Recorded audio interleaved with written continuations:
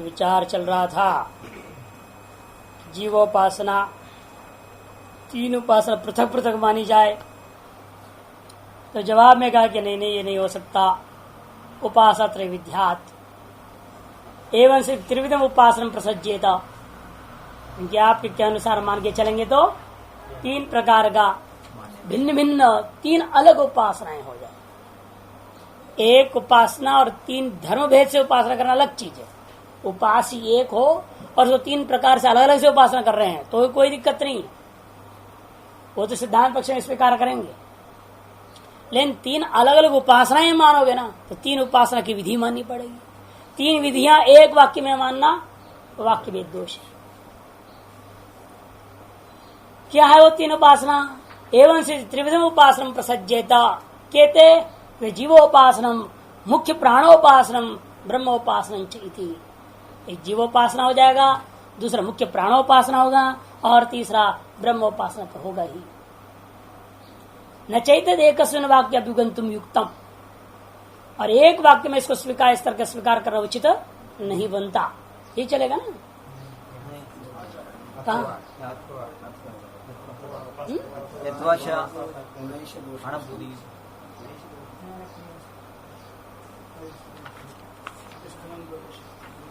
45 में। अच्छा, मैं थोड़ा पीछे चला गया। हाँ, यद पुनः रहता तो उत्तम। तो पूर्व पक्ष ले लीजिए। ये जो पूर्व पक्ष ने कहा था सह ये तो अस्मिन शरीर वसत सह उत्क्रामतः, ठीक है, ये तो एक साथ उठते रहते हैं, एक साथ जो है जो निकलते हैं, इसके आधार पर भी लगता है प्राण और प्रज्ञात्मन और भेद दर्शनम ब्रह्मवादी नोपबद्धते। प्राण और प्रज्ञात्मा का भेद जो व्यवहार हुआ है वह ब्रह्म पक्ष में घटेगा नहीं। यदि नैष दोष, ऐसा नहीं कहना। क्यों? ज्ञान क्रिया शक्ति द्वयाश्रय बुद्धि प्राणय प्रत्यगात्मोपाधि भूतयोर भेद निर्देश प्रत्यय है। उपाधि द्वयोपहित प्रत्यगात्र स्वरूपेण अभेद प्राण एवं प्रज्ञात्म एकीकरणम अविरुद्धम। ज्ञान शक्ति और क्रिया शक्ति इन दो का आश्रय है बुद्धि और प्राण। क्रिया शक्ति का आश्रय प्राण है और ज्ञान शक्ति का आश्रय बुद्धि है। तो ज्ञान क्रिया ये शक्ति द्वय का आश्रय होता बुद्धि और प्राण। ये क्या है? ये दोनों कत प्रत्यगात्मा उपाधिभूतयो, ये प्रत्यगात्मा का उपाधिभूत तत्व है। अतएव उपाधियों को भेद पूर्वक निर्देश किया गया। भेद निर्देश उपपत्ति है। प्राण ये क्रिया शक्ति उपाधि को वर्णन कर रहा है और प्रज्ञात्मा शब्द बुद्धि रूपी उपाधि का वर्णन कर रहा है। अगर प्राण और प्रज्ञात्मा को भेद रूपेण कथन करना, निर्देश करना उचित है, क्योंकि दो भिन्न उपाधियां हैं। और उपाधि द्वय से जो उपहित कौन है? जीवात्मा, प्रज्ञात्मा, प्रत्यगात्मा। उपाधि द्वयोपहित सितु प्रत्यगात्मा, और उस प्रत्यगात्मा का स्वरूपेण ब्रह्म से क्या है? अभेद है।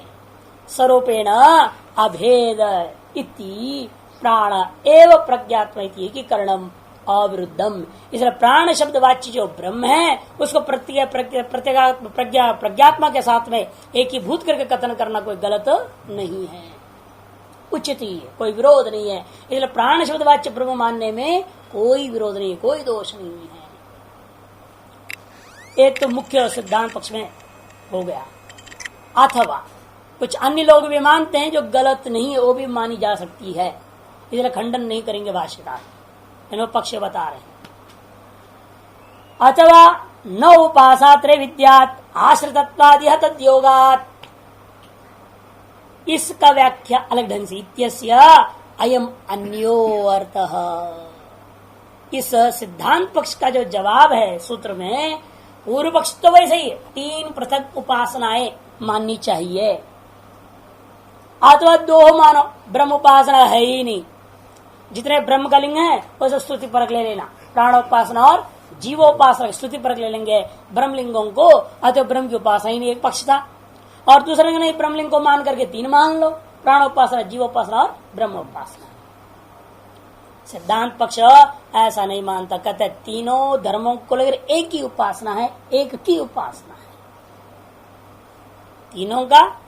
प्राण धर्म दृष्टिया ब्रह्मोपासना प्रज्ञा माने जीव धर्म दृष्टिया ब्रह्मोपासना और ब्रह्म धर्म दृष्टिया ब्रह्मोपासना है। ब्रह्म की उपासना एक ही की उपासना है, अतएव एक ही उपासना है, तीन नहीं है। एक ही उपासना को तीन प्रकार के धर्मों से करना है। तो बैठेंगे चिंतन करने लगेंगे, उपासना क्या है? मानसिक क्रिया है, चिंतन है। अब उस ब्रह्म का चिंतन हमें कैसे करना है? प्राण धर्मों से, जीव धर्मों से और ब्रह्म धर्मों से ब्रह्म की चिंतन करना है। अतः उपासना एक हुआ तो वाक्य में दोष नहीं रहेगा। अनेक गुणों से विशिष्ट एक उपास्य की जैसे उपासना करते हैं आप, वहां कोई विरोध नहीं माना गया, लेकिन में गुण परस्पर अविरुद्ध गुण होनी चाहिए, बस इतना ही। परस्पर अविरोधी गुणों के द्वारा एक ही उपास्य को अनेकों गुणों से आप करते कि नहीं करते उपासना? जैसे आप तत्व रसतमत्व छांदोग्य परिषद में आपने देखा। तद्वत यहाँ पर भी जो कौशिक ब्राह्मण उपनिषद में जो वर्णन किया गया, प्राण एवं प्रज्ञात्मा करके यहाँ शुद्ध ब्रह्म की उपासना प्राण धर्म से, प्रज्ञा धर्म से और स्वधर्म से माननी चाहिए। इसलिए न ब्रह्म वाक्य भी जीव मुख्य प्राणलिंगम विरुद्ध है। पूरा वाक्य प्रकरण ब्रह्म प्रकरण है, ब्रह्म वाक्य है, फिर यहाँ पर जीव लिंग और मुख्य प्राण का लिंग जो रखा गया है, इसमें कोई विरोध नहीं है। कथम उपासा त्रैविद्या न की व्याख्या है ना, न किम न ब्रह्म वाक्य जीव मुख्य प्राणलिंगम न विरुद्धते। कथम उपासा त्रैविद्या त्रिविधम ब्रह्मोपासना विवक्षितम। तीन प्रकार का ब्रह्मोपासना विवक्षित है। तीन अलग अलग उपासना है, प्राणोपासना अलग, जीव उपासना अलग, अलग अलग नहीं। ब्रह्म की तीन प्रकार से उपासना करना इष्ट है। कैसे कैसे?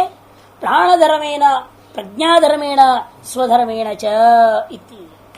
प्राण धर्म से, प्रज्ञा धर्म से और उसके अपने निज धर्मों के द्वारा भी। अजरत्व अमरत्व इत्यादि क्या है? उसका अपना स्वधर्म है, उस स्वधर्मों से ब्रह्म की उपासना। तत्र आयुर अमृतम उपास्व आयो प्राण इदं शरीरम परिगृह्य उत्थापयति तस्मादेत देव उक्तम उपासित। ये तीन प्रकार के जो वाक्य है, तीनों वाक्य प्राण के धर्मों का वर्णन करने मान लूंगा और उन प्राण धर्मों से ब्रह्म की उपासना कीजिए। और जीव धर्म अथ यथा अस्यै प्रज्ञाई सर्वाणि भूतानि एकी भवन्ति तद व्याख्यास्यामः। ऐसा उपक्रम करके वागेव अस्या एकम अंगम अदूदुहत तस्यै नाम परस्तात् प्रतिविहिता भूतमात्रा प्रज्ञया वाचम समारूह्य वाचा सर्वाणि नामानि आपनोति इत्यादि प्रज्ञा का धर्म है। यहाँ पर भी कहा कि आप अथा माने आप जिस प्रकार इस प्रज्ञा माने जीव में सब भूत एक हो जाते हैं, उसका मैं तुम्हें व्याख्यान करूंगा। अस्यै प्रज्ञायै माने अस्याम प्रज्ञायाम ऐसा अर्थ कर देना। छांदस चतुर्थी अर्थ है, सप्तमी अर्थ में लेना चाहिए। इस प्रज्ञा रूपी जीव में सर्वाणि भूतानि एक ही भवंती, सकल भूत एक ही भूत हो जाते हैं। वो कैसे होते हैं? उसी प्रक्रिया को मैं तुम्हारे लिए व्याख्यान करूंगा। ऐसे इंद्र ने प्रतर्दन को उपदेश दिया था। ऐसा उपक्रम करके कहा वागे वस्या एकम अंगम अदुदुहत। वाणी ने इस प्रज्ञा के एक अंग को अर्थात देह का एक भाग का दोहन कर लिया, पूर्ण किया। दो प्रपूर्ण उस अंग से अपने आप को युक्त करके परिपूर्ण कर दिया। इसे आप जग जाएं और आपकी वाणी जीवा में आकर परिपूर्ण न होवे तो बोल पाओगे? आपको क्या हो गया भाई, कल रात तक तो बोलता था, अब जग गया तो गूंगा हो गया। क्यों गूंगा हो गए? क्योंकि वाणी जो वाक इंद्रिय है वो आपकी जिह्वा का जिह्वा रूपी इस अंग को अपने से पूरित नहीं किया। इसलिए कहा गया आदमी को झटपट से उठाना नहीं गहरी नींद में सोता हुआ को। जो विशिष्ट चेतनता है वो सभी अंगों में सम्यक प्रकार से नहीं पहुंच पाएगा। जिस अंग में नहीं पहुंचेगा वो अंग खत्म। इसे गहरी नींद में रहने वाले को धीरे से जगाना चाहिए। पहले उसका नाम पुकारो, चुटकी बजाओ, हाथ से थपथपाओ, हल्के से, जोर से नहीं हिला दिया एकदम, घबरा जाएगा उसका चेतना।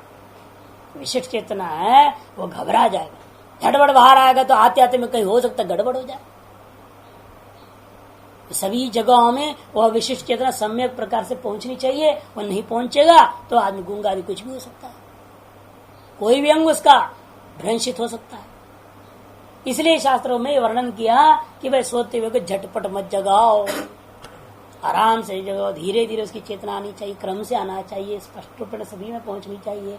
उसको कहते हैं तत्त इंद्रियों का तद विशिष्ट चेतनता के माध्यम से उन अंगों में परिपूर्णता को प्राप्त हो जाना। उसको उन्होंने कहा अदूदुहत। वाणी ने इस जीवात्मा के शरीर का एक अंग को अपने से पूरित कर दिया। इसी प्रकार चक्षु करता है, हर एक इंद्रियां स्व स्व अनुग्रह का अभिमानी देवताओं से युक्त होकर के यह अंतःकरण से निष्पादित विशिष्ट चैतन्य रूपा जो वृत्ति चैतन्य है, स्व स्व वृत्तियों के माध्यम से तत्त गोलकों को परिपूर्ण कर देते हैं। उसको कह रहे हैं वागेव अस्याह एकम, ऐसे मैंने प्रज्ञाया, क्योंकि प्रज्ञा बोल रहे हैं जीवात्मा का नाम यहाँ प्रज्ञा बोल रखा है, स्त्रीलिंग प्रयोग कर रहे हैं। प्रज्ञाया एकम अंगम अदूदूत तस्यै नाम परस्तात् प्रतिविहिता। और उसकी क्या किया, इसलिए उस जीवात्मा ने भी उसकी चक्षुरादि से ज्ञापित भूत मात्रा दूसरे देहार्थ भाग का कारण होती है। उसके लिए क्या किया उसने, तस्यै नाम परस्तात् प्रतिविहिता। उसके लिए क्या किया, नाम नाम का चीज को परस्तात् परब्रह्म परमात्मा की कृपा से ही विधान कर दिया। भूत मात्रा प्रज्ञया वाचम समारूह्य, इसलिए क्या करता है, प्रज्ञा के द्वारा वह वाणी में आरूढ़ होकर के, अर्थात जीवात्मा बुद्धि द्वारा, यहाँ प्रज्ञा शब्द का अर्थ बुद्धि, प्रज्ञा माने बुद्धि द्वारा वाणी में समारूढ़ होकर के, वाणी के द्वारा वाणी पर समारूढ़ हुआ और वाणी के द्वारा सकल नामों को वो प्राप्त कर लेता है। क्योंकि भूत मात्राएं ग्राही विषय हुआ करती हैं और प्रज्ञा मात्राएं ग्राहक होता है। ग्राह्य ग्राहक भाव है न, सकल नाम के द्वारा वस्तुओं को ग्रहण कर लेता है इत्यादि। जीव के धर्म, प्रज्ञा के धर्म ने जीव के धर्मों का वर्णन किया है। वहां उस धर्म दृष्टिया भी आप ब्रह्म की उपासना कर सकते हैं। तावा एता दशैव भूत मात्रा अधिप्रज्ञम दश प्रज्ञा मात्रा अधिभूतम यदि भूत मात्रा न स्योर न प्रज्ञा मात्रा स्यो यदि प्रज्ञा मात्रा न स्यो न भूत मात्रा स्यो इत्यादि जो कहा है ये ब्रह्म का लिंग है। तावयता दशैव भूत मात्रा का दिया, वह यह जो है क्या कितने हैं भूत मात्राएं 10 है। और किसमें आश्रित है, अधिप्रज्ञम, प्रज्ञाश्रित है, प्रज्ञा के अधीन हो जाते हैं। भूत मात्रा कौन है 10 आपके, आकाश आदि पंच महाभूत और 5 विषय, ये जो प्रज्ञा मात्राओं के अधीन है, इंद्रियों के अधीन है। क्योंकि भूत भौतिक सृष्टि आपकी अपनी इंद्रियां और इंद्रियजन ज्ञानाधीन है। आपकी इंद्रियां प्रज्ञा मात्रा और उनके द्वारा जनी जो ज्ञान, यह ज्ञान जिन जिन विषयों को ग्रहण कर लेता है वे ही भूत भौतिक सृष्टि आपके लिए है, नहीं तो रहते भी आपके लिए कहाँ है। इसलिए भूत भौतिक सृष्टि प्रज्ञा के अधिप्रज्ञ हो गया। और अधिप्रज्ञ भी क्या है, ज्ञान कहां से आ गया, इंद्रियां कैसे प्रवृत्त हुई, यदि विषय और भूत ना होते तो। इसलिए अन्योन्य आश्रित है, परस्पर आश्रित है। इसलिए कहते हैं दश प्रज्ञा मात्रा, प्रज्ञा मात्रा 10 कौन है, पंच ज्ञानेन्द्रिया पंच और उनके पंच ज्ञान, उनसे जन जो पंच ज्ञान नहीं पहले विषय लिया ना, पहले आपने भूत लिया पंच महाभूत और उनसे जन्य जो भौतिक सृष्टि वही विषय हो गया, घटपटादि विषय। वो इसमें कहां से आएगा, प्रज्ञा कोटि में नहीं लेने का उसको, वो उस कोटि में ही रहेगा। भूत और भौतिक शब्दादि विषय भौतिक है और आकाश आदि पंच महाभूत है। भूत और भौतिक विषयों को भूत मात्रा शब्द से कह दिया। और इंद्रियों से उत्पन्न होने वाले जो ज्ञान, इनको प्रज्ञा मात्रा से। ज्ञान इंद्रिय लेना केवल पंच ज्ञानेन्द्रिया और उनका पंच विषय ज्ञान, विषय नहीं विषय का ज्ञान को लेना, ये प्रज्ञा मात्रा शब्द से कर दिया। ये भी 10 हो गया ना, ये किसके अधीन है, अधिभूतम, भूतों के अधीन। इंद्रियों की प्रवृत्ति भूताधीन है, इंद्रियों से जन ज्ञान भी भूताधीन है। इस तरह परस्पर एक दूसरे के अधीन है। आगे कहेंगे नहीं अन्यतर तो रूपम किंचन सिद्धे, नहीं। इसलिए यदि भूत मात्रा न स्यु, यदि मान लीजिए भूत मात्रा न होते तो प्रज्ञा मात्र भी नहीं होता, और यदि प्रज्ञा मात्र न होता तो भूत मात्राओं की विद्यमानता सिद्ध नहीं होती। नहीं अन्य तरह रूपम किंचन सिद्धेत, अन्य तरह में से किसी एक का भी जो स्वरूप है स्वतंत्रता पूर्वक कोई सिद्ध नहीं कर सकता। कोई इनकी स्वतंत्रता नहीं है, स्वतंत्र रूप में केवल भूत रह गया हो, केवल भौतिक चीज रह गया, केवल इंद्रियां रहे, केवल ज्ञान रहे, ऐसा हो नहीं सकता। ये चारों एक दूसरे से आश्रित है, परस्पर अन्योन्य आश्रित। नो एतन नाना, इसलिए इनको नाना मत समझिए, 20 है ऐसा मत समझिए, ये सब एक ही है समझना। एक दूसरे के आश्रित है ना, एक दूसरे से अधीन होकर चल रहे हैं, इसे सब मिलकर के एक ही है। क्या है वो? संसार। इसे तो नो एतत् नाना, इसलिए ये जो चीज है इसको नाना माने अनंत भेद वाला, अनेक है ऐसा न समझें, वो एक ही है। तद्यथा रजस्यारेश नेमिरर्पिता, इसी बात को समझाने के लिए इंद्र ने इस मंत्र का प्रयोग किया था। जैसे रथ की आराएं नेमी में अर्पित होती हैं और वह नेमी भी नाभि में अर्पित है ना। यथा रथस्य अरेशु नेमिरर्पिता, अराव में कौन अर्पित है? नेमी। नेमी मैंने बाह्य परिधि, वो क्या है? अराव में जो स्पोक्स होते हैं उनमें अर्पित है। वो अराएं कहाँ अर्पित है? पुनः नाभोवरा अर्पिता, जो नाभि प्रदेश में सारी अराएं अर्पित हैं। और एवं एता भूत मात्रा, उसी प्रकार से समझ लीजिए ये भूत मात्राएं वायु परिधि के समान है। वे कहाँ अर्पित है? प्रज्ञा मात्रा सुअर्पिता, प्रज्ञा मात्रा में अर्पित है। और प्रज्ञा मात्रा है कहाँ अर्पित है? प्राणे अर्पिता, है ना। प्रज्ञा मात्रा प्राण माने ब्रह्मणी अर्पिता, प्राण शब्द वाच्य ब्रह्म, ब्रह्म अर्पित है। सयेश प्राण एवं प्रज्ञात्मा, इसलिए वह यह जो प्राण रूप ब्रह्म है वही प्रज्ञात रूप जीवात्मा है। इत्यादि ब्रह्म धर्म इत्यादि के द्वारा ब्रह्म धर्म का कथन हुआ। तस्मात् ब्राह्मण एवं एतदुपादिद्वय धर्मेण स्वधर्मेण च एकम उपासनम त्रिविधम विवक्षितम, आ गया ना। इसीलिए यह ब्रह्म का उपाधि द्वय धर्म से और स्वधर्म, उपाधि द्वय कौन है? प्राण रूपी उपाधि, जीव रूपी उपाधि द्वय धर्म के द्वारा और स्वधर्म के द्वारा एक उपासना 3 प्रकार से करना विवक्षित है। कहते इसमें क्या प्रमाण है? ऐसा भी होता है, कहते हैं एक तरह से भूमि का भी हो जाता है। अगले पाद का पहला अधिकरण यही विषय वाक्य, इसे जानकर भाष्यकार उसको रख दिया जोड़ संबंध करने के लिए। अन्यत्रापि छांदोग्यादियों में भी मनोमय प्राण शरीर इत्यादि उपाधि धर्मेण ब्रह्मण उपासनम आश्रित, उपाधि के धर्मों के द्वारा उस ब्रह्म की उपासना स्वीकार कर लिया गया है। यहाँ पे तदीयते, इसलिए यहाँ पर माने इस कौशिक की ब्राह्मण उपनिषद में भी ऐसा करना इसलिए उचित ही है। वाक्य से उपक्रम संहाराभ्याम एकार्थत्वगमात्, कि वाक्य क्या उपक्रम और उपसंहार के माध्यम से एकार्थत्व को स्वीकार किया गया है। एकार्थोपस्थिति जनकत्वम ये माना गया है। एकार्थोपस्थिति जनकत्वम को ही वाक्यार्थत्व मानते हैं और मीमांसक लोग, और वो भी उन्होंने कैसे माना? उन्होंने मीमांसक लोगों के बराबर, पहले भी हमने कल भी बताया था, विचार करते हुए वाक्यार्थ निर्णय करने में मीमांसकों को सभी ने माना, इसीलिए कि उनकी पद्धति बिल्कुल स्पष्ट और साफ और सही है। कैसे? वो कहते देखो कोई भी वाक्य है उससे 2 भाग जरूर होगा, एक उद्देश्य एक विधेय। अंग्रेज भी है तो नकल किया है।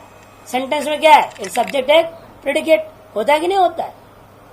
बिना सब्जेक्ट और प्रेडिकेट का कोई सेंटेंस होता नहीं, वो इनकम्प्लीट माना जाएगा। और 2 भाग रहते हुए कंप्लीट सेंस ना हो तो वो सेंटेंस ही नहीं है बोलते, वो भी मान रहे। सभी लोगों को स्वीकार करना पड़े, मीमांसकों का देन है, नकल से भी भाषा वालों ने कर दिया। A group of words with a complete sense is called a sentence, and that sentence divided into 2 divisions, subject and predicate. ये मानते हैं। तो उसी प्रकार यहां पर भी समझिए, पद समूह का मात्र वाक्य नहीं है, जैसे नहीं आए कादि कहते पद समूहो वाक्यम, नहीं पद समूह करने से कोई फायदा नहीं है। ये वाक्य में वाक्यार्थ कैसे तय होगा? कार्य पुरुष हो, हस्ती, गधा, घोड़ा सब नाम गिना दो लाइन से, पद समूह तो है। आकांक्षा सन्निधि योग्यता चाहिए, फिर उनको भी जोड़ना पड़ा। केवल पद समूह नहीं, वाक्यार्थ ज्ञान के अथवा आकांक्षा योग्यता सन्निधय। और ये सीधे सीधे बोल देते, इसलिए लफड़े में मत जाओ, एक के बाद एक ये कह दिया, फिर उनमें न्यूनता आई, फिर दूसरा जोड़ो, फिर तीसरा जोड़ो, काहे को लफड़े में पड़ो, सीधे बोल दो। तीन चीज होती है वाक्य में, उद्देश्य, विधेय और भावना। भावना में ही उद्देश्य और विधेय अर्पित होकर विराजमान होता है। कारकाणान क्रिया अन्वेति, सारी कारक क्रिया होते हैं, क्रिया में अन्वित होते हैं, उस क्रिया का नाम भावना। उसको उद्देश्यता, विशिष्ट विधेयता, विशिष्ट भावना अवगाहितम एक अर्थगम कर दिया।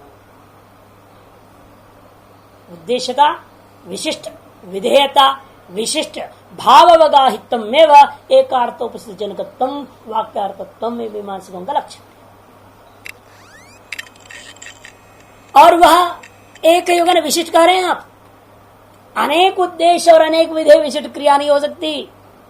एक क्रिया का एक ही विधेय और एक ही उद्देश्य होनी चाहिए होगा, अनेक विधेय अनेक उद्देश्य नहीं हो सकता। अनेक उद्देश्य और अनेक विधेय वाक्य वाला जो है वाक्यार्थ का भंग हो गया माना जाएगा, वो एक अर्थ का अवगाहन नहीं कर सका। एकार्थ उपस्थिति जनकत्वम, एकार्थ अवगाहितम या भावावगाहितम नाम का जो चीज वाक्य में तब नहीं मानी जाएगी यदि उस वाक्य में अनेक उद्देश्य होगा और अनेक विधेय होगा। तो इसीलिए हमें हर एक वाक्य में क्या मानना पड़ता है, उपक्रमोपसंहार के द्वारा वाक्य में एक अर्थत्व स्वीकार करना चाहिए। इस कहते वाक्य से उपक्रमोपसंहाराभ्याम एक अर्थत्व अवगमात् प्राण प्रज्ञा ब्रह्मलिंग अवगमाच्छ। और उस एक वाक्य में क्या है, प्राणलिंग, प्रज्ञालिंग, ब्रह्मलिंग तीनों ही है। ऐसे तीन प्रत्येक उपासना लेकिन नहीं हो सकता। एक अर्थत्व को स्वीकार करने से एक उपासना मानना पड़ेगा, हमारा उद्देश्य एक है और उस एक उद्देश्य के लिए अनेक गुणों का मैं विधान कर रहा हूं। प्राण धर्मों का विधान कर दिया, जीव धर्मों का विधान कर दिया और ब्रह्म धर्मों का विधान कर दिया। इन धर्मों के द्वारा एक ही ब्रह्म की एक ही उपासना करने के लिए हम विधान कर रहे हैं। अतः वाक्यार्थ भेद वाक्य भेद दोष यहाँ नहीं हो सकता। जिन वाक्यार्थ में आप ये स्वीकार कर लेते हो उस वाक्य में दो उद्देश्य है, अतएव अनेक विधान हो गया, तो वहां स्थिति क्या हो जाएगी, वाक्यार्थ का स्थिति एकार्थत्व नाम का जो चीज है वह भंग हो गया। वह तादृश भंग होने का नाम ही वाक्य भेद दोष। बारंबार आता है, ये बहुत जरूरी है समझना इस वाक्य भेद को। एक वाक्य का अनेक उद्देश्य मानकर अतएव अनेक विधेय कोटि मान लेता है, जहां वह वाक्य का एकार्थकत्व नाम का जो चीज है, एकार्थ अवगाहित्व नाम का जो लक्ष्य है वह भंग हो जाने का नाम वाक्य भेद होता है। अतएव हमें क्या करना पड़ता है, वाक्यार्थ का जो निर्णय है एकार्थ अवगाहितम एकार्थोपस्थित जनकत्वम नाम का चीज को बनाए रखने के लिए एक ही उद्देश्य मानना पड़ेगा, अनेक उद्देश्य नहीं मान सकते।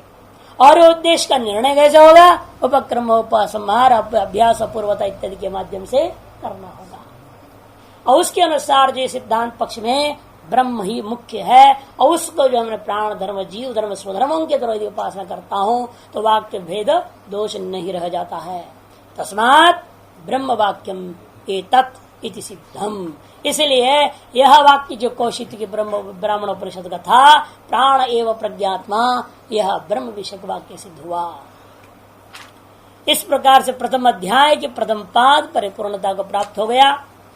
और इसमें आपने जो देखा है स्पष्ट ब्रह्मलिंगों का विचार था, उसे स्पष्ट ज्ञेय ब्रह्म का निर्गुण ब्रह्म का विचार किया ना। तो वायुमानी भूतानी जैसे लक्षण आदि बताने की शिक्षा दृष्टिकोण से इच्छितरना शब्दम इत्यादि के द्वारा स्पष्ट ब्रह्मलिंग वाक्यों के माध्यम से ज्ञेय ब्रह्म का वर्णन हुआ। और उसके बाद में उपासनाओं को ली गई, उपास्य ब्रह्म का भी विचार हो गया, स्पष्ट ब्रह्मलिंगक उपास्य ब्रह्म का विचार हो गया। हमेशा पूरे प्रकरण ज्ञेय ब्रह्म और उपास्य ब्रह्म, निर्गुण ब्रह्म, सगुण ब्रह्म, दो ही है, कोई तीसरी नहीं है। तो स्पष्ट लिंग से युक्त वाक्यों का विचार पूरा हो गया एक पाद में। और आगे जो दो पाद आ रहे हैं, वह पहला जो दूसरे पाद जो आ रहा है आपका, वह अस्पष्ट लिंग वाले वाक्यों को लेकर के उपास्य ब्रह्म में घटाना है। अस्पष्ट ब्रह्म लिंग वाक्यानाम उपास्य ब्रह्म विषयाणाम विचार। इसलिए अस्पष्ट ब्रह्मलिंग का वाक्यों को उपास्य ब्रह्म पर घटाएंगे। तीसरी बात में क्या करेंगे, अस्पष्ट ब्रह्मलिंग के वाक्यों को लेकर के यही ब्रह्म में घटा देंगे। अतः प्रथम पाद एवं दूसरे और तीसरे पादों के परस्पर क्या हो गया, कार्य कारण भाव रूप संगति हो गया। कार्य का कारित्व नाम का संगति होता है। एक ही कार्य को लेकर हम जो लक्षित करके जो अनेक काम करेंगे उसको हम क्या कहेंगे, कार्य का कारित्वम या कार्य कारण भाव रूपा संगति। पूर्व में ये ब्रह्म का विचार हो गया, उपास्य ब्रह्म का विचार हो गया, लेकिन वह विचार स्पष्ट ब्रह्मलिंग वाक्यों को लेकर के था। इसलिए बार बार कहते हैं आकाश तलिंगा तद्धेतु उपदेशाच तद योगाच इत्यादि अपने सूत्रों के सुना है या नहीं। तो वो जो शब्दावली क्या है, स्पष्ट लिंग का बोध करा है। और अब उन वाक्यों को लेना है जिसमें स्पष्ट रूपेण ब्रह्म का लिंग नहीं है। अन्य लिंग ही स्पष्ट है, ब्रह्मलिंग स्पष्ट नहीं।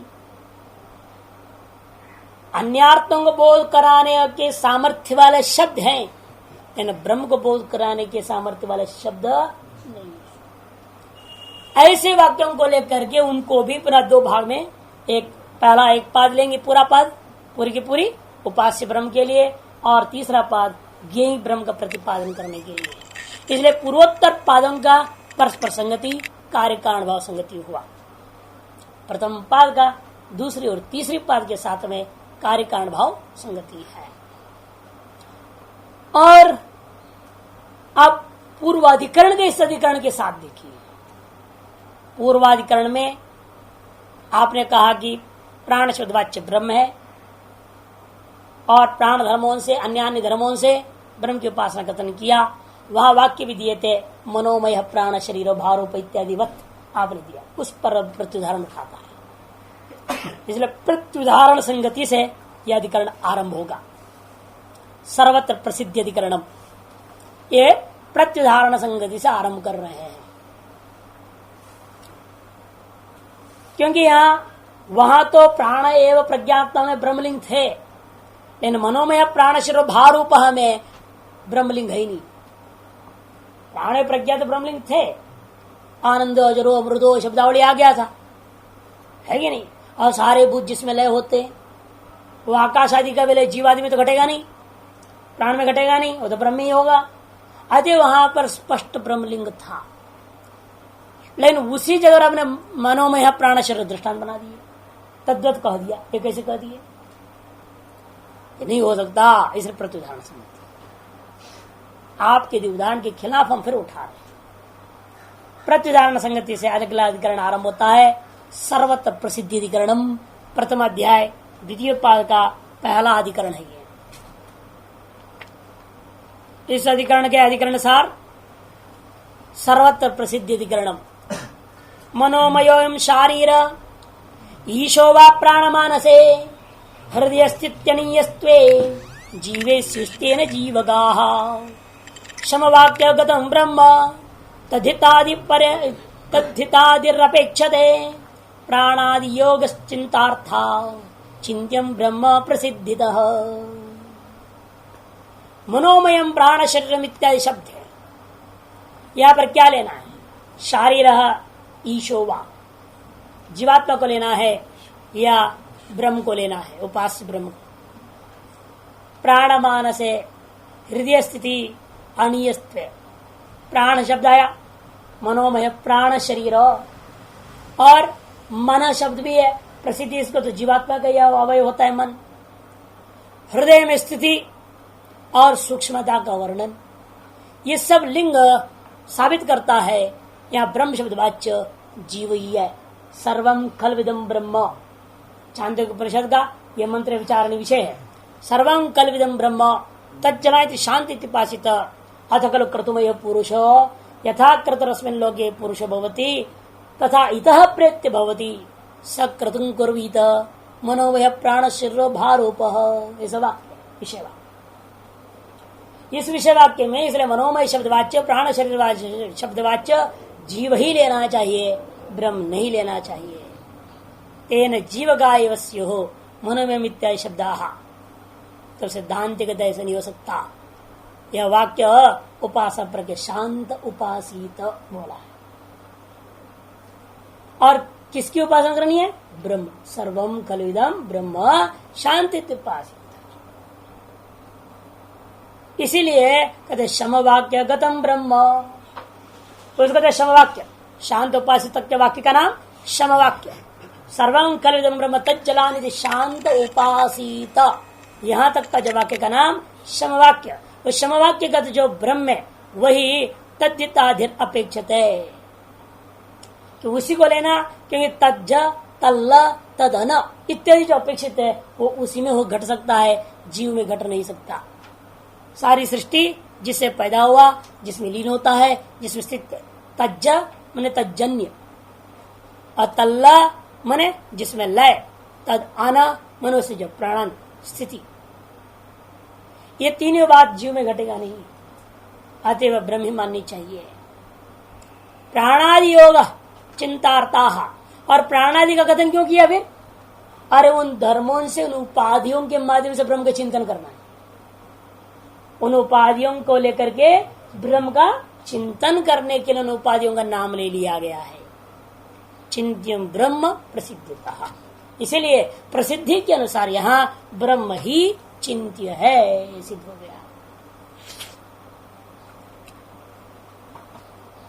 अब भाष्यकार पूर्व पाद का संग्रह करेंगे, फिर उत्तर पाद में क्या बोलने जा रहे हैं उसके लिए पीठिका बांध रहे हैं। भूमिका प्रथमे पादे, प्रथम पाद में जन्माद्य स्थिति त्यागाशादे समस्त से जगतो जन्मादि कारणम ब्रह्म इत्युक्तम। जन्माद्य से इत्यादि सूत्रों के द्वारा आकाश आदि समस्त जगत का जन्म आदि के प्रति कारणभूत तत्व शुद्ध ब्रह्म ही है, यह बात कह दिया गया। तस्य सर्व जगत कारणस्य ब्रह्मणो व्यापित्वम नित्यत्वं सर्वज्ञत्वं सर्वशक्तित्वं सर्वात्मत्वम इत्यविंचात्य का धर्माः उक्ताय भवन्ति। और साथ साथ विचार कर उत्तर उत्तर अधिकरणों में प्रधान आदि का जब खंडन किया तो सिद्ध किया प्रधान में हो नहीं सकता, क्या सर्वज्ञत्व नहीं हो सकता, सर्वशक्तित्व नहीं हो सकता। खंडन करते हुए हमारे अपने ज्ञेय ब्रह्म में इस सारे धर्मों का साबित कर दिया कि प्रधान में नहीं है और वह धर्म यहाँ ब्रह्म में है। ऐसे खंडन के माध्यम से ही स्व सिद्धांत की स्थापना करते गए हैं। किस प्रकार से? वह समझ जगत कारण तो जो ब्रह्म के अंदर व्यापित्व धर्म है, नित्यत्व धर्म है, सर्वज्ञत्व धर्म है, सर्वशक्ति धर्म है, और सर्वात्मत्व धर्म है। इत्येवं जाति का धर्मापि उक्ता एव भवन्ति। अर्थांतर प्रसिद्धानांच केशांचित शब्दानाम, उसके बाद क्या किए? अर्थांतरों में जो प्रसिद्ध आकाश प्राण इत्यादि शब्दों का ब्रह्म विषय हेतु प्रतिपादन, ब्रह्म विषय का हेतुओं का प्रतिपादन करके कानिचित वाक्यानि स्पष्ट ब्रह्मलिंगानि संधीयमानानि ब्रह्म प्रत्यानि निर्णीतानि, कुछ कुछ वाक्यों को उठाया गया जिसमें स्पष्ट ब्रह्मलिंग थे, लेकिन फिर भी अन्य लिंगों की भी संभावनाओं को देखते हुए संशय हुआ। उन संशयों का निवारण करता हुआ विन समस्त वाक्यों को प्रकरणों को ब्रह्म परक निर्णय कर दिया गया। पुनरुपि अन्यानि वाक्यानि अस्पष्ट ब्रह्मलिंगानि संधीयन्ते। और अब पुनः इस दूसरे पाद में क्या कर रहे हैं? दूसरे और तीसरे पादों में अस्पष्ट ब्रह्मलिंग वाक्यों को लेकर के संशय किया जाएगा। किम परम ब्रह्म प्रतिपादयन्ति आहुस्वद अर्थांतरं किंचिदिति। इन सब वाक्यों में यही विषय होगा, क्या यहाँ पर ब्रह्म परमात्मा का कथन किया गया है अथवा अर्थांतर वस्तुओं को बोध करा दिया। तन निर्णयाय द्वितीय तृतीय पादौ आरभ्यते। इस बात का निर्णय करने के लिए दूसरे और तीसरे इन दोनों पादों का आरंभ किया जाता है। उसमें से सबसे पहले सर्वत्र प्रसिद्ध अधिकरण नाम से आरंभ हुआ, जिसका सूत्र है सर्वत्र प्रसिद्धोपदेशा। सर्वत्र माने सब वेदांतों में, समस्त वेदांत ग्रंथों में प्रसिद्धोपदेशा। सर्वम खलविदम ब्रह्म इत्यादि वाक्यों में जगत कारण रूप प्रसिद्ध ब्रह्म का ही उपदेश है।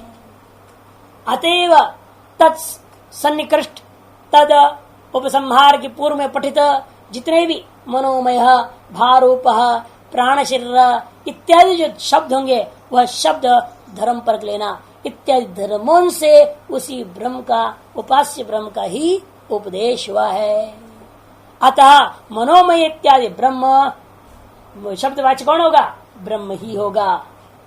मनोमय तो गुण विशिष्ट ब्रह्म को ही लेना है मनोमय शब्द से, जीव को नहीं लेना। आरंभ होता है, पूर्व पक्ष वगैरह कथन करेगा, विषय वाक्य पहले बता रहे हैं। इदम आमनायते, यह मंत्र पठित है छांदोग्य उपनिषद 3:14-1 और 3:14-2 में।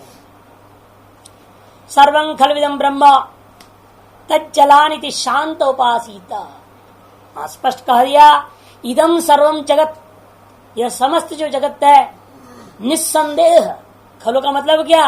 निस्संदेह ब्रह्म ही है, इसका कारण समझो। क्यों? तज्जलान इति, कि तज्ज तल्ल तद्दन, क्योंकि उसी ब्रह्म से जन्य है, उसी ब्रह्म में लीन होता है और उस ब्रह्म से स्थित है। ऐसे उस ब्रह्म को शांत इत्युपासित। क्यों भाई ऐसे करना चाहिए? क्या लाभ होगा? क्योंकि संसार में आप जैसे धर्मों की भावना करते हो वैसे धर्म वाले आप हो जाते हो। यथा खलु क्रतुमय पुरुषो, अथ खलु क्रतुमय पुरुषो भवति, क्योंकि यह देखने को मिला है संसार में पुरुष निश्चय ही संकल्पमय होता है। जैसा संकल्प करोगे वैसे हो जाए। और स्वप्न में भी देख रहे हैं आप, जैसे संकल्प करते हो वैसे वैसे होते जाते हो। वह गलत संकल्प कर जाते हो, यहां भी असर कर जाता है शरीर पर। नहीं तो स्वप्न का शरीर में बिगड़ना चाहिए ना। इसे स्पष्ट हो जाता है ना, यदि पुरुषों को स्वप्न दोष नाम का चीज ना होता तो पता ही नहीं चलता, विवाद कर जाते। अब उसके कारण समानना पड़ेगा। आपने स्वप्न इसी शरीर में रखकर देखा था, और देखते वक्त यद्यपि हमारा मन और सब अलग चीजों को बना रखा है, इनवा जैसी भावना करोगे उसका असर इस शरीर पर भी हो जाता है। इस निश्चय है क्रतुमय पुरुष, यथा क्रतुरस्मिन् लोके पुरुष होती तथा इत प्रेत्य भवती। इसीलिए जिस प्रकार के संकल्प वाला यह पुरुष यहाँ रहते वक्त होता है, तो मरने के पश्चात उसी संकल्पानुसार फल प्राप्त कर लेता है।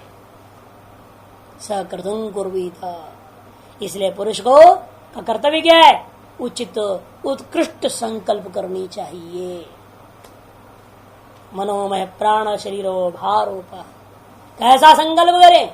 यही भान विचार करो, मैं मनोमय धर्म वाला ब्रह्म हूँ, मैं प्राण शरीर वाला ब्रह्म हूँ, मैं भारूपा ब्रह्म हूँ, उस स्वरूप का मैं अनुभव करना चाहता हूँ, वो संकल्प करना चाहिए। इत्यादि छांदोग्य में विषय वाक्य आया।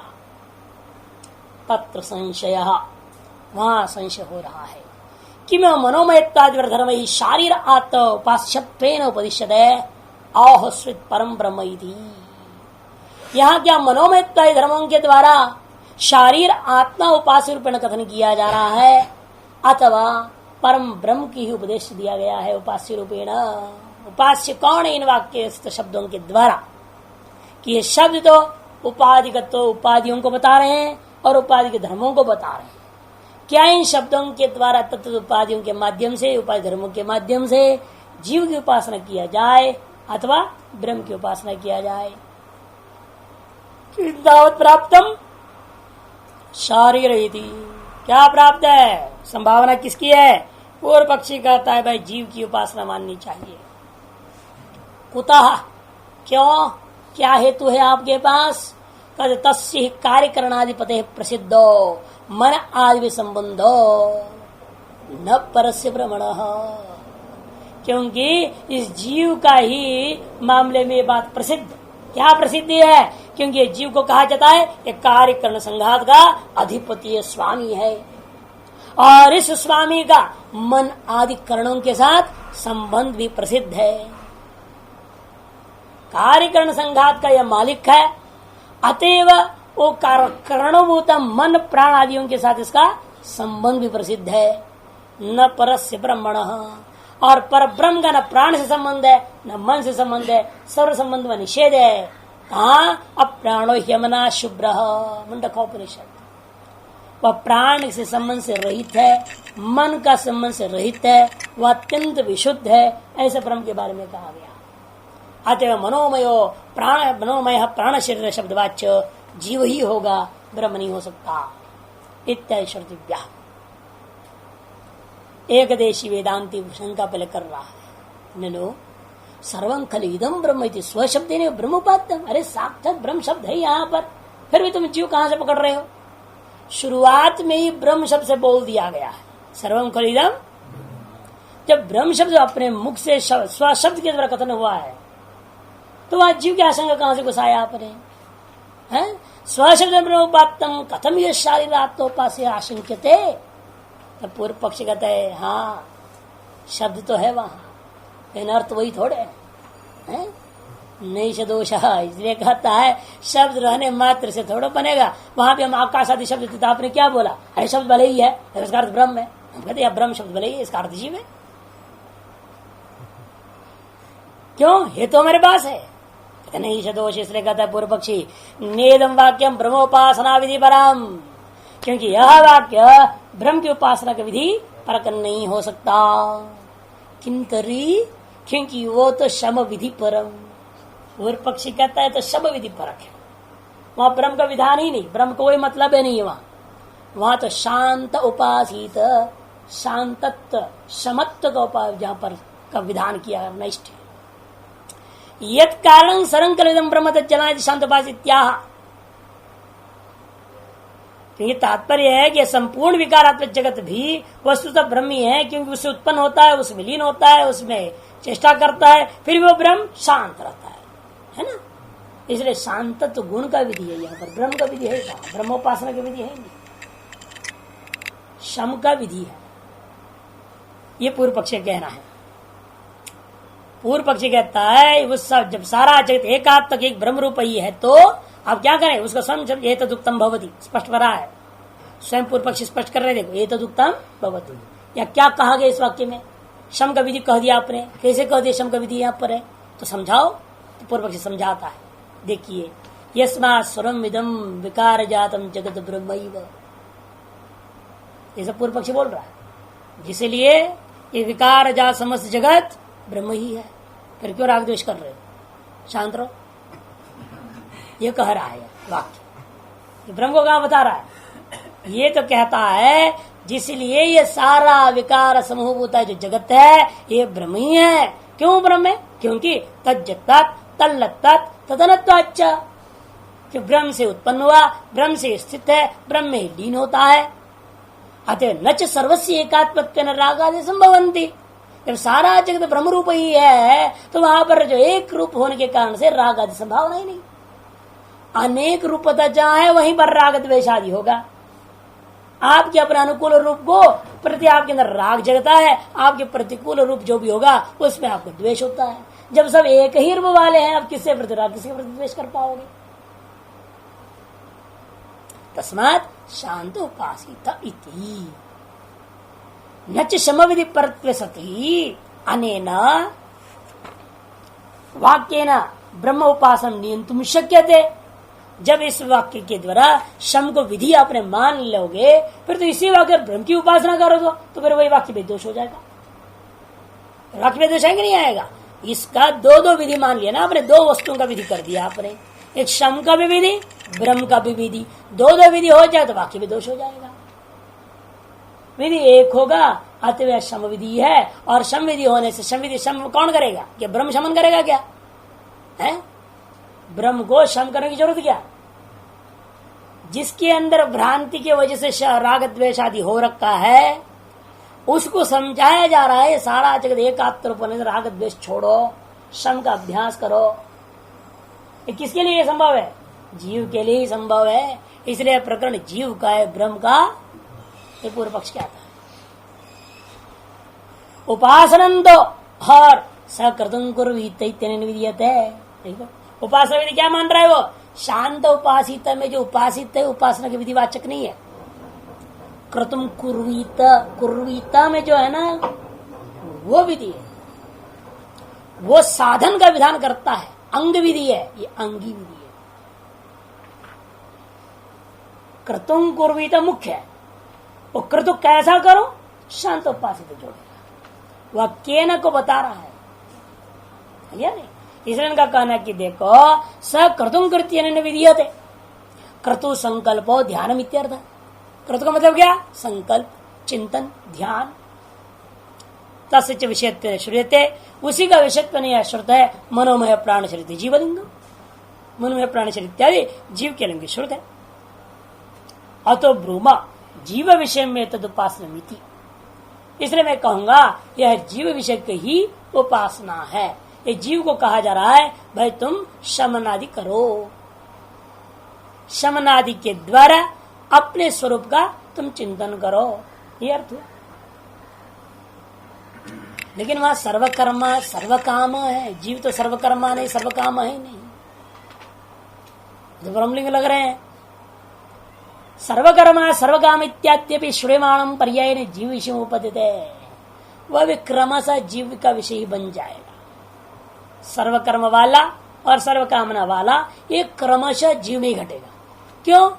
कैसे क्रम से घट जाए? अरे भाई आप तो 84 लाख योनि पार करके आए हो कि नहीं आए हो? मनुष्य बने हो तो हाँ बन गया है। फिर हर एक योनि में आपने अलग अलग कर्म किया कि नहीं किया? हर एक योनि में अलग अलग तरह का संकल्प किया कि नहीं किया? इसलिए सर्वकर्मा सर्व संकल्प हो गए कि नहीं हो गए? इतने योनियों में पार कर रहा है, उन सकल योनियों में अलग अलग कर्म किया, अलग अलग कामनाएं की और अलग अलग विषयों को उपभोग किया है। अतः सब प्रकार का कर्म आपने किया, सब प्रकार के कामनाओं को उपभोग किए ही है आप। अतः जीव में सर्वकर्मा सर्वकाम शब्द घट जाएगा, एक कालाक्षेप नहीं होगा। इसलिए कहते हैं पर्याय बड़ा सतर्क वो भी है, पूर्व पक्ष भी बड़ा सतर्क रहता है। श्रूयमाणम पर्याय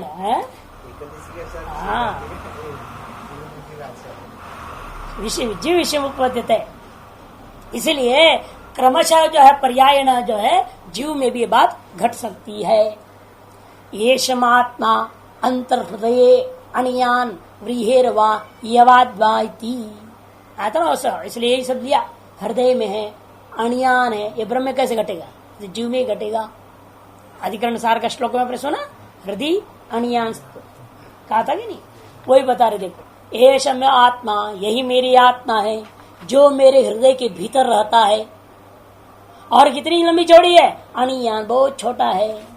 कितनी छोटी है? व्रीहेर्वा यवाद्वा, व्रीहि से छोटा, जौ से छोटा, मच्छर से छोटा, सबसे छोटा, ऐसे कह दिया।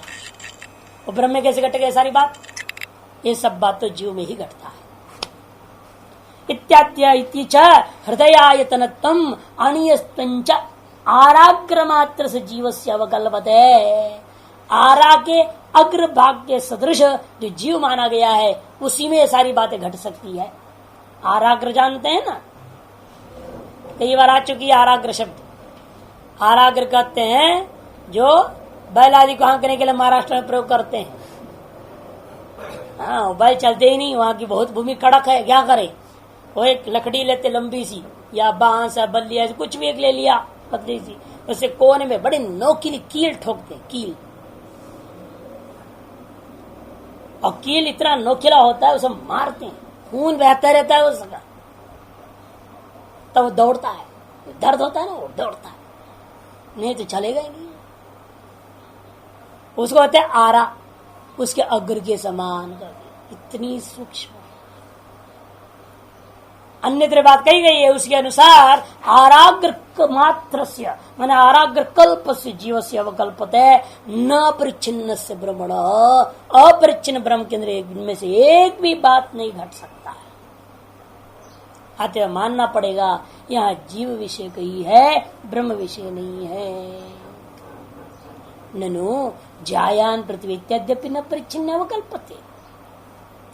यदि एकदश फिर कहने लगता है अरे महाराज इन जायान पृथ्वी ये भी तो वहां का है, पृथ्वी से बड़ा, आकाश से बड़ा, अंतरिक्ष से बड़ा, जी में नहीं आएगी बात तो। कहते हाँ इत्याद्यपि न परिचिन्न अवकल्पते चेद अत्र ब्रूम। तब पूर्व पक्षी कहता है कि भाई सुनिए, न तावत् अण्यस्तुं ज्येष्ठं च उभयम एकस्मिन् समाश्रयितुं शक्यम विरोधा, क्योंकि दोनों के दोनों बातों को एक वस्तु में, जयस्त्व अनियस्त्व दोनों धर्मों को एक में आश्रय करना संभव नहीं है, क्योंकि परस्पर विरुद्ध होने से। अन्यतर आश्रय प्रथम श्रुतत्वात्, और एक को लेनी पड़ेगी ना किसी न किसी को, तो प्रथम कौन है? अनियान शब्द है, उसको ग्रहण करूंगा और बाद वाले को स्तुति कर दूंगा। जीव का जो धर्म से उपासना करता है वो पृथ्वी से बड़ा, आकाश से बड़ा, अंतरिक्ष से बड़ा स्तुति है। जब प्रथम उपस्थित है उसको हम ग्रहण करें। प्रथम उपस्थित कौन है? वहां पूर्व प्रकरण में पहला अनियास्त आ गया, इसलिए उसको ग्रहण करूंगा और वो जीव में घटता है, ब्रह्म में नहीं। वही कहता है अन्यत्र आश्रय नहीं, यदि किसी एक को ही लेना पड़ेगा, दोनों तो हो नहीं सकता, तो प्रथम श्रुतत्वात् अनियस्तम युक्तम आश्रितम, इसे अनियस्तु को ग्रहण करना ही उचित होता है। ज्यायस्तु तो ब्रह्म भाव अपेक्षया भविष्यति, आगे ना ज्यायस्तु जो है इसी जीव के अंदर ब्रह्म भाव की अपेक्षा से घटाया जाएगा। निश्चित जीव विषयत्वे यद अंते ब्रह्म संकीर्तनम, इस प्रकार से पूरा प्रकरण जीव विषय के निर्णय जब हो गया, लेकिन अंत में ब्रह्म शब्द दोबारा आ गया, एतद ब्रह्म, उसको क्या करोगे? कहते वो भी घटा देंगे। निश्चित जीव विषयत्वे यद अंते ब्रह्म संकीर्तनम एतद ब्रह्म इति तदपि प्रकृत परामर्शार्थत्वात् जीव विषय में, वह भी प्रकृति का परामर्श करने के लिए होने से उसको भी जीव विषय ही घटाना चाहिए। तस्मात् मनोमयत्वादि धर्मैर जीवोपासित्यं प्राप्ते ब्रूमः प्रसिद्धोपदेशादिति। ओम पूर्णमदः पूर्णमिदं पूर्णात् पूर्णमुदच्यते पूर्णस्य पूर्णमादाय पूर्णमेवावशिष्यते। ओम शांति।